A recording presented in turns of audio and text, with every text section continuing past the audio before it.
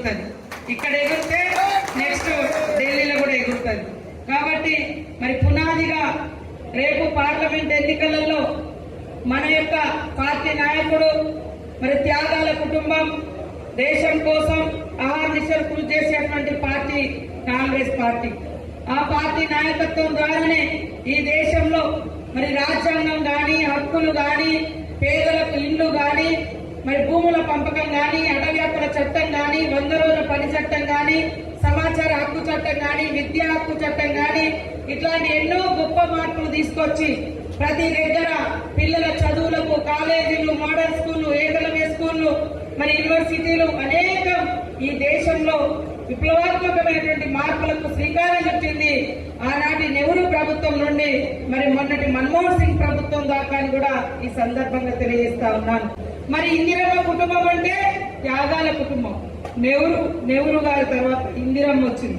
ఇందిరమ్మ చనిపోతే ఆ త్యాగాన్ని, ఆ దుఃఖాన్ని, ఆమె యొక్క ఆశయాన్ని మోసుకుంటూ రాజీవ్ గాంధీ వచ్చింది. రాజీవ్ గాంధీ చనిపోతే మరి 2 పిల్లల తల్లి మరి ఒక గృహిణిగా ఉండి ఎంత దుఃఖంతో బయటకు వచ్చి 3 సార్లు ముచ్చటగా ఈ దేశంలో అధికారంలోకి తీసుకొచ్చినటువంటి తల్లి, మన తెలంగాణ ఇచ్చిన తల్లి సోనియా గాంధీ గారిని కూడా ఈ సందర్భంగా గుర్తు పెట్టుకోవాల్సిన అవసరం ఉంది. మరి దాదాపుగా ఈ 33-34 సంవత్సరాలు అవుతుంది రాజీవ్ గాంధీ గారు చనిపోయి. ఇప్పటి వరకు వాళ్ళ కుటుంబంలో ఒక్క పదవి కూడా తీసుకోలేదు. కానీ ప్రజల కోసం ఆలోచించారు. ప్రజలకు ముక్కడు భూమి ఉండాలి, పని కల్పించాలని పని ఉపాధి హామీ చట్టం తెచ్చింది. ఇందిరమ్మ ఇల్లు కట్టించారు కోట్ల మందికి. కానీ ఈ రోజు వరకు కూడా రాహుల్ గాంధీకి, సోనియమ్మకు సొంత ఇల్లు లేవంటే ఒక్కసారి ఆలోచించండి వాళ్ళు ఎంత త్యాగంగా పనిచేస్తున్నారు. మనం వచ్చి 3 నెలలు కాలేదు, కానీ 3 నెలల్లో ఎన్ని పనులు చేసినాం. 30,000 మందికి పైగా ఉద్యోగాలు ఇచ్చినాం పిల్లలకు, ఇంకా నోటిఫికేషన్లు ఇచ్చినాం. అదేవిధంగా దాదాపుగా 30 కోట్ల ప్రయాణాలు మహిళలు బస్సులు ఎక్కేటట్టుగా మరి ఉచిత బస్సు ప్రయాణం జరిగింది. 200 యూనిట్ల కరెంట్ వస్తా ఉంది. అదేవిధంగా ఇందిరమ్మ ఇళ్ల స్కీమ్ స్టార్ట్ అయింది. 500 కార్యక్రమాలు కూడా కాంగ్రెస్ చేస్తా అంటే ఎవరైతే ఎలక్షన్లలో గట్టిగా పని చేస్తారో వాళ్ళకు ప్రాధాన్యత ఉంటుంది.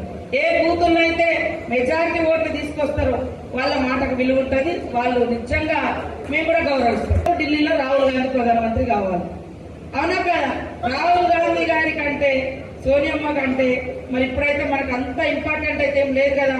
ఇంకా వాళ్ళ ఎన్నికలప్పుడే, మన కేంద్రం ఎన్నికలకే పనిచేయనప్పుడు మనం ఉండేందుకు లేదు.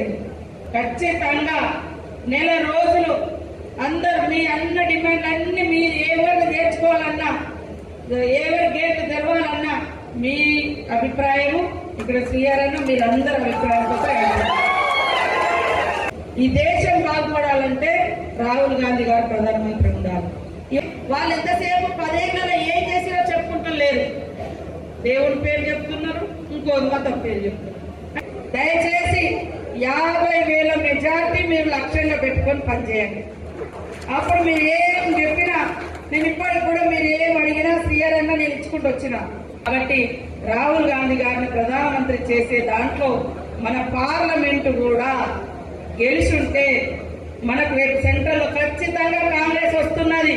కాబట్టి ప్రతి ఒక్కరూ ఛాలెంజ్ గా తీసుకొని మీరు 5 రోజులు ఇంటికి పనిచేస్తున్నా కనీసం వారంలో 2 నుంచి 3 రోజులైనా ప్రతి ఒక్కరూ మీకు ఇచ్చిన 4 బూతులు, 3 బూతులు, 2 బూతుల మీద దృష్టి పెట్టండి. దానికోసం మీరు ప్రిపేర్ అయి ఉండాలని కూడా ఈ సందర్భంగా తెలియజేస్తూ ఎక్కువ నిధులు ఇంకా వస్తాయి. అన్న